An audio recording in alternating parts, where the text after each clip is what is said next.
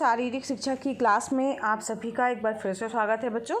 और हम पढ़ रहे थे चैप्टर नंबर 8 जो है हमारा प्रमुख खेल। तो बच्चों प्रमुख खेल में हम लोगों ने सबसे पहले हॉकी के बारे में जाना कि हॉकी का मैदान किस तरीके से होता है। साथ ही हॉकी क्या है बच्चों, हमारे देश का राष्ट्रीय खेल है। इसका मैदान कैसा होता है, ठीक है, और कितने खिलाड़ी होते हैं। तो दो टीमों के बीच में होता है और 11-11 टोटल खिलाड़ी होते हैं और बीच में एक मध्य रेखा होती है जहाँ से गेम स्टार्ट होता है। और इसके बाद जो है ध्यानचंद जी हॉकी के जादूगर कहे जाते हैं और भारत को लगातार उन्होंने 3 बार ओलंपिक में स्वर्ण पदक दिलाया था, ठीक है। और उन्हीं के जन्म दिवस यानी 29 अगस्त को ही राष्ट्रीय खेल दिवस के रूप में मनाया जाता है। इसके बारे में हम पिछली वीडियो क्लासेस में जान चुके हैं। आज हम एक नया गेम या खेल जो है वो जानना है, तो वो है क्रिकेट। क्रिकेट बच्चों वास्तव में जो क्रिकेट खेल है उसका जो ओरिजिन है या जन्मदाता जो है वो इंग्लैंड को माना जाता है। इंग्लैंड में सबसे पहले क्रिकेट की शुरुआत हुई थी, परंतु कुछ जो इतिहासकार हैं उनका वो इसका जन्म स्थान जो है वो फ्रांस को मानते हैं, ठीक है। और 12वीं शताब्दी में इस खेल का जो ज़्यादातर प्रचलन जो था वो इंग्लैंड में ही था। तो मेन जो है जन्मदाता कौन है, इंग्लैंड है।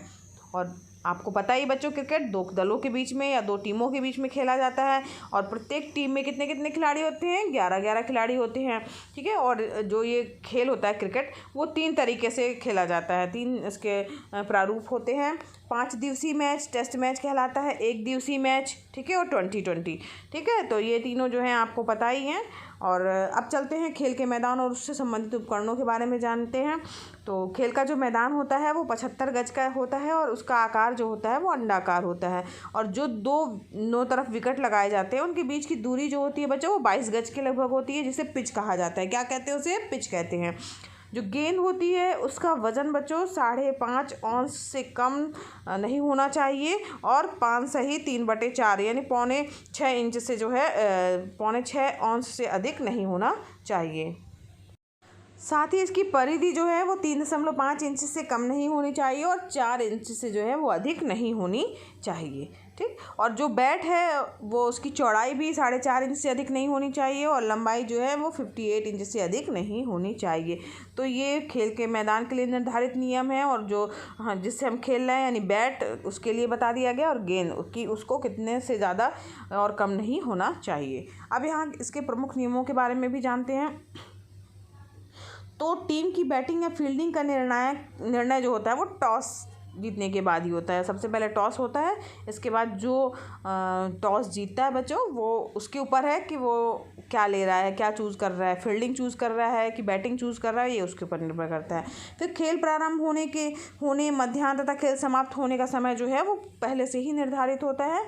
और पहले जो बल्लेबाजी करने वाली टीम जितने भी रन बनाएगी, ठीक है, और तो जो दूसरी बची वाली टीम है विपक्षी टीम है उसको जीतने के लिए जितने उसने रन बनाए हैं उससे 1 रन ज़्यादा बनाना पड़ेगा, ठीक। तो ये क्रिकेट के लिए जो है प्रमुख नियम हो गए, आपने जान लिए। उसका मैदान जान लिया, उसके बैट और बॉल की जो है कितना होना चाहिए वज़न, ठीक। तो और उसकी लंबाई चौड़ाई के बारे में भी आप जान गए हैं। अब चलते हैं नेक्स्ट गेम है हमारा बैडमिंटन, जो कि आप खेलते होंगे बच्चों। जो बैडमिंटन है वो उसको किससे खेला जाता है, उसको खेलने के लिए जो होता है वो बल्ला बोलते हैं, ठीक है, या बैडमिंटन बोलते हैं। तो उसमें रैकेट होता है, ठीक। तो रैकेट होते हैं, आप जानते ही होंगे, आप खेलते भी होंगे। तो इसमें ये भी 2 विरोधी खिलाड़ियों के साथ मतलब 2 टीमें इसमें होंगी। टीम भी हो सकती है बच्चों, सिंगल भी हो सकते हैं।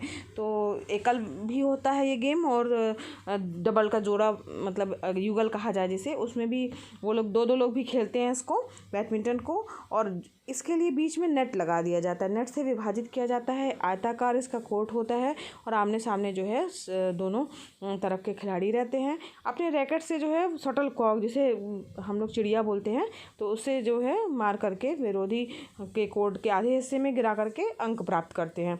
और अगर क्या कहते हैं शटल का कोर्ट के अंदर गिर गई है, हमने दूसरी तरफ के पाले में नहीं भेज पाए हम उसको, तो सर्विस क्या हो जाती है, ब्रेक हो जाती है। और प्रत्येक पक्ष जो होता है वो शटलकॉक को नेट के उस पार डालने से पहले जो है एक बार जो है स्ट्राइक मार सकता है, ठीक है। और 21-21 जो 21-21 का 21-21 अंकों का जो है सेट होता है। 3 सेट कुल मिला के होते हैं। जो भी अगर एक व्यक्ति जो है 2 सेट जीत गया तो वो जो है वो विजेता कहलाएगा। अगर 2 लोगों की टीम है तो वो टीम विजेता कहलाएगी। ठीक है, अब बात कर लेते हैं बच्चों जो हमारी शटल कॉक है और रैकेट के बारे में कि ये कैसा होता है। तो जो शटल कॉक होती है, चिड़िया होती है बच्चों, वो 14 से लेकर के 16 पंख वाले कार के जो नीचे लगा होता है ना, जिस पे वो सारे पंख खुसे रहते हैं, उसे बोलते हैं कार्क, है ना। तो कार्क के बेस में फिक्स होते हैं और सभी पंखों की लंबाई जो होती है वो 62 से लेकर के 70 मिलीमीटर होती है। शटल कॉक का वज़न जो होता है वो 4.75 से लेकर के 5.5 ग्राम तक ही होता है, यानी इस बीच में ही होती है शटल कॉक। और जो रैकेट होता है उसकी लंबाई जो होती है वो 68 सेंटीमीटर से अधिक नहीं होनी चाहिए, उससे ज़्यादा लंबा नहीं होना चाहिए। और जो चौड़ाई होती है वो 23 सेंटीमीटर जो है होनी चाहिए, उससे अधिक नहीं होनी चाहिए। ठीक है, सर्विस, तो इसमें सर्विस करते समय खिलाड़ी जो होता है वो दोनों अपने कोर्ट में खड़े होते हैं। सर्वर और रिसीवर दोनों जो रहते हैं क्या होते हैं, अपने कोर्ट में खड़े होते हैं, जो उसका कोर्ट बना होता है। और उनके दोनों पैर जो है वो सीमा रेखाओं को बिना छुए अपनी अपनी जगह पर स्थिर रखकर ही सर्विस करते हैं। और कुछ ऐसे खिलाड़ी भी हैं जो अर्जुन अवार्ड से सम्मानित किए गए हैं, जो कि बैडमिंटन से संबंधित हैं। फेमस खिलाड़ी हैं, जानते ही होंगे बच्चों आप इनके बारे में। साइना नेहवाल हो गई, पीवी सिंधु हो गए, सिंधु हो गई, और पी गोपीचंद हो गए, श्रीकांत हो गए, अभिन्न श्याम गुप्ता जी हो गए, अनूप श्रीधर हो गए। ये सब बैडमिंटन से संबंधित जो है वो खिलाड़ी हैं जिन्होंने अपना योगदान दिया है और इन्हें अर्जुन अवार्ड से सम्मानित किया गया है। अब हम बात करते हैं बच्चों एथलेटिक्स के खेल की। तो एथलेटिक्स के अंतर्गत जो है वो है सबसे पहले नंबर पे आता है दौड़। तो एथलेटिक्स के खेल में दौड़ जो है वो बहुत प्रमुख प्रतियोगिता है। और ये दौड़ आपको पता होगा, आपने सुना भी होगा बच्चों कि 100 मीटर की, 200 मीटर की, 400 मीटर की, 800 मीटर की दौड़ होती है। ठीक है, और जो 14 ईयर्स के हैं ना, उनकी सबसे लंबी दौड़ 800 मीटर की होती है। जहाँ से 200 मीटर की दौड़ प्रारंभ होती है वहीं से यह दौड़ शुरू की जाती है। और इस दौड़ को प्रारंभ करने के लिए स्टैगर के बजाय कर्व से दौड़ाया जाता है। मतलब सीधा ना दौड़ा करके क्या करते हैं, इसको थोड़ा कर्व लेकर के दौड़ाया जाता है। ठीक, जैसे यहाँ पर आप इसका फील्ड देख रहे होंगे। इस तो फील्ड जो है देख रहे हैं यहाँ पर, इसमें ये जो लाइन दिख रही है, तो यहाँ पर जो है आरंभ करने का स्थल हो गया यहाँ पर, किस तरीके से खिलाड़ी खड़े रहेंगे और उसके बाद जो है वो गेम चालू होता है। और इसके आरंभ होने के उपरांत खिलाड़ी बिना किसी धावक को बाधा पहुंचाए, मतलब इनका सबका अलग अलग ट्रैक रहता है ना, तो ऐसा नहीं है कि एक दूसरे के आगे पीछे रहेंगे, तो अपने बिना किसी धावक को बाधा पहुंचाए प्रथम लेन में आकर के दौड़ जो है वो पूरी कर सकता है। तो ऐसा नहीं है कि अगर पीछे वाला जो है वो इस तरफ वाला जो है वो प्रथम लेन में नहीं आ सकता, कहीं यहाँ से भी दौड़ना आरम्भ करेगा और उसके बाद में कवर करते हुए जो है वो उसको दौड़ करके और प्रथम जो लेन है उसमें भी आकर के अपनी दौड़ को पूरी कर सकते हैं। इसके बाद है बच्चों रिले रेस, जो कि 100 मीटर की होती है। 100 × 4 लिखा हुआ है, 400 मीटर की रिले रेस। तो इसमें क्या होता है कि इस दौड़ को जो गोल परिधि के धावक पथ पर ही कराया जाता है, जैसे कि बना हुआ है ट्रैक ना। और एक टीम के 4 धावक प्रतिभाग करते हैं। जैसे एक मान लीजिए कोई टीम है तो उसमें 4 लोग भाग लेंगे हैं। और इसमें बैटन एक लंबा सा डंडा होता है तो उसका प्रयोग किया जाता है। इसकी लंबाई 30 सेंटीमीटर व परिधि 12 सेंटीमीटर होती है और वज़न जो है वो 50 ग्राम से लेकर के 60 ग्राम तक होता है। बैटन को निर्धारित जोन में ही बदलना होता है, जो कि 20 मीटर लंबा बना होता है। मतलब उतने जोन में ही वहाँ तक व्यक्ति या दूसरा खिलाड़ी आएगा और वो बैटन जो है वो दूसरे खिलाड़ी को, अपने ही टीम के दूसरे खिलाड़ी को देगा और वो वहाँ पे रुक जाएगा और वो बैटन लेकर जो दूसरे खिलाड़ी ने दिया है तो वो लेकर के दूसरा वाला खिलाड़ी दौड़ेगा। ठीक है, तो यहाँ पर जो है इस तरीके यही प्रक्रिया चलती रहेगी और 4 लोग जो है वो प्रतिभाग करेंगे। फिर नेक्स्ट वाला जो है वो खिलाड़ी खड़ा रहेगा और पीछे से खिलाड़ी आएगा, उसको बैटन पकड़ाएगा और वो रुक जाएगा और जो नया वाला खिलाड़ी है वो दौड़ेगा। ठीक, तो ये जो है रिले रेस कहलाती है। ये 4 × 100 यानी 100 मीटर की 400 मीटर होता है, लेकिन एक जो है कैंडिडेट वो 100 मीटर की ही दौड़ता है। ठीक, तो इसे जो है और साथ ही ये बैटन जो है वो दूसरे को पकड़ाता है, उसी को लेने के बाद जो है फिर दूसरा वाला जो है धावक दौड़ता है। अब हम बात करते हैं बाधा दौड़ की।